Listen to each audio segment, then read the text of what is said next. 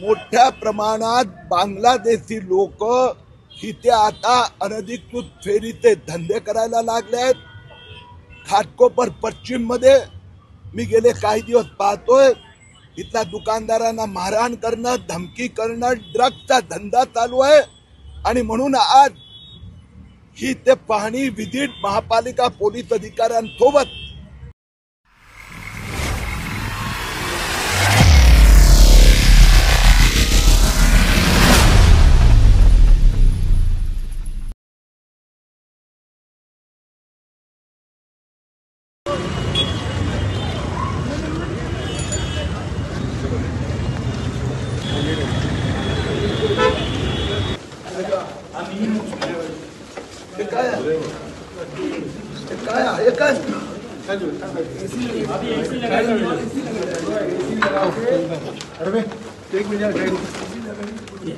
मैं ऐसा है कि नमाज कोई भी पढ़ सकता है, उसमें कोई भी गैर कानूनी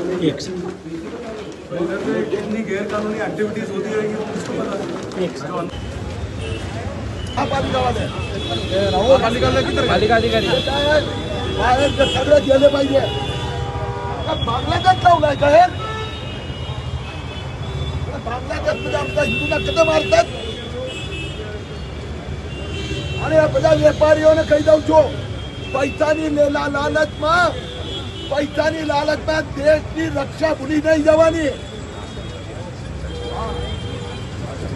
આ कुटुंबांना सगळ्यांना अर्थ रोड जेलमध्ये पाठवणार। इतकी दादागिरी करने लगे,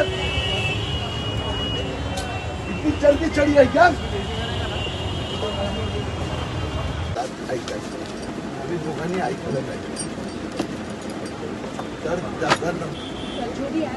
कोणी येणार आणि दादा इकडनं हे काय पाकिस्तान आहे का बांगलादेश आहे का? ही माफियागिरी आता चालणार वालणार नाही, सगळा रस्ता साफ। अरे बीएमसी तो कोणी आलंय फोन करो ना,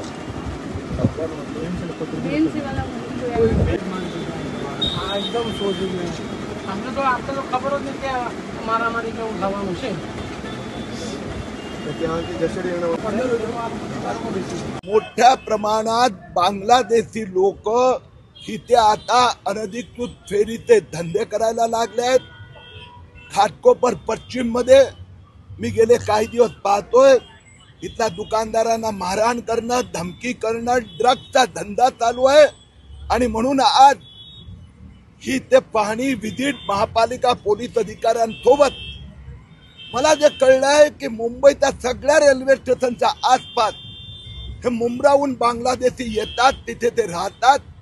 स्थानिकांवर दगडफेक, मारहाण, धमक्या देणं आणि पोलीस आणि महापालिकेचा अधिकारी यांना मी आज वॉर्निंग दिली आहे, हा सगळा परिसर साफ झाला पाहिजे। एक पण बांगलादेशी दिसता कामा नये आणि कोणी धमक्या दिला तर त्या सगळ्यांवर काय कारवाई होऊ शकते हे मुख्यमंत्री देवेंद्र फडणवीस यांना नागपूरच्या दंगेखोरांवर कारवाई करून दाखवून दिलं आहे। मुंबईमध्ये हा मोठा प्रश्न आता उभा राहतोय, ठिकठिकाणी रेल्वे स्टेशन काबीज केले जातात, कसं पाहताय? सगळ्याकडे मी पाहिलंय, मग ते बोरीवली असो की मुलुंड असो, घाटकोपर असो की वडाला असो, एक प्रकारचे प्लॅनिंग करून सगळ्या तिथला स्थानिक म्हणजे तो मराठी असो, उत्तर भारतीय असो, त्या फेरीवाल्यांना धमक्या दिल्या जातात, नागरिकांना, व्यापाऱ्यांना।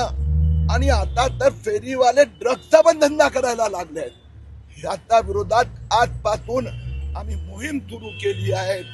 मी मुंबई महाराष्ट्राच्या लोकांना वचन देतो, 15 दिवसाचा आत जे मशिदीवर अनधिकृत भोंगे आहेत त्याच्या संबंधात नवीन कायदे कानून येणार आहेत आणि मग सगळे अनधिकृत मस्जिद आणि अनधिकृत भोंगे बंद होणार। फेरीवाले बांगलादेशी पण आतमध्ये जाणार।